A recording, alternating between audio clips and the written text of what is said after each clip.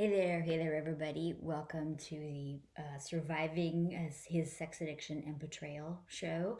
My name is Jenni Rochelle, for those of you who don't know me, and I am a betrayal trauma specialist. That means I'm a life coach, a spiritual director, and a yoga teacher, and I work with women who are recovering, who have discovered that their husband is a sex addict who has betrayed them. And today we're going to be talking about safety, which I know is sort of ironic, right? Given that we are living in these very uncertain times when, like, our very physical self feels threatened. So, how do you create safety when we're living in such uncertain times? And like, if you're a woman who is surviving a sex addiction, you already have so much unsafety right now in your life because you've discovered this scary thing that's been going on that you didn't know was going on. And so, how do you manage that? And now, on top of all that, you have this global pandemic event that's going on. But like, your safety is a God-given right, and it's something you have to learn to cultivate for yourself and curate very carefully.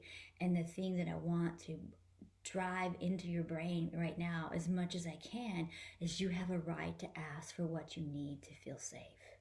You have a right to ask for what you need to feel safe. Safety is not an upgrade, it is a standard feature. So how do you do that? So one of the first things I do when I get a new coaching client is we assess for safety. It's the first step in the guidebook, Surviving His Sex Addiction Guidebook, sexaddictionguidebook.com if you want to download it. Safety. So we start to look at their environment. We try to figure out where are the areas that they feel risk, what are the certain behaviors. But one of the first things we do actually is assess for physical safety, and we do that in a couple of different ways. One of those is if their husband, their spouse, was unfaithful and had risky behavior outside of the marriage, then safety means you got to go to the doctor and you got to get checked out for STDs, and other possible diseases to make sure that you're physically safe. And then from there, we start to look at what are the boundaries. Boundaries are how you create safety. Where you put certain, oh, yes, Sarah, thank you. Yes, you have a right to ask for what you need to feel safe, and you do that through boundaries. And boundaries is like, oh, it's kind of a groaner thing. Although some people really love boundaries.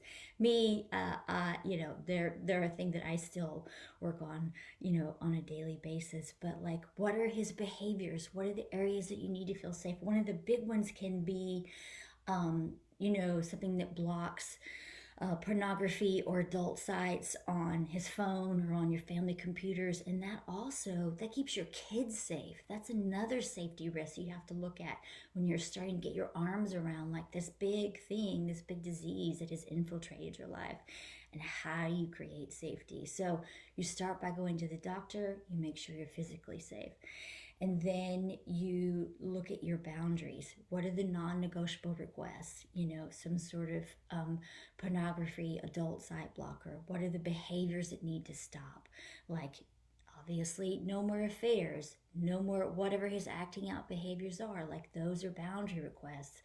And you need a lot of support with a life coach or a therapist as you're working through and you're developing these and you're asking for them, because you can't ask for boundaries. You can't set boundaries if you don't have a support network to back you up when you're doing that, because he has probably been gaslighting you for so long, meaning he's altering your perception of reality to try to control your behavior and your thinking so that he can hide everything that he's been doing for however many years it's been going on.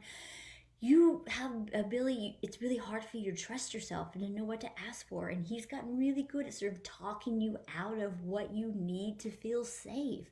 And you feel like you're over asking, or like you're being ridiculous, or you're making a big deal out of nothing, and maybe it's not that bad. Here's the thing I'll say to you: anytime you find yourself saying it's not that bad, it probably really is. It probably really is that bad, and you're minimizing that behavior because it's hard and it's scary to set boundaries because it will disrupt things. But that's how you create safety. And the thing about safety is, one, like I said, it is your God-given right to feel safe, especially in your marriage, in your most intimate relationships, and in your own home. And the thing is, step 2 in the guidebook is we talk about self-regulation and how you regulate your own nervous system.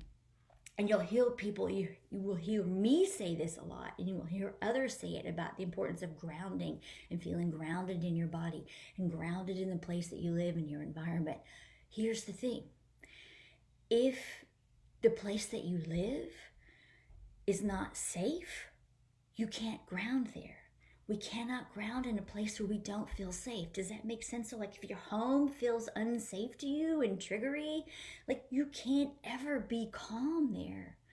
So like I have some clients that talk about whether or not they should maybe have a therapeutic separation. And I'll say, if you're thinking about that, like, and that doesn't mean I'm telling you to end your marriage. That is none of my business. But if you're considering like just giving your nervous system a break and just stepping out of that environment can like let you realize how much uncertainty and risk and unsafety you're tolerating.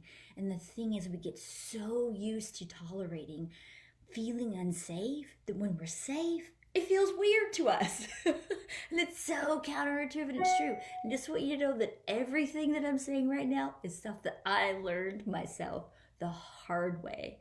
Like, it was hard to ask for what I needed to feel safe. And I needed somebody to tell me that.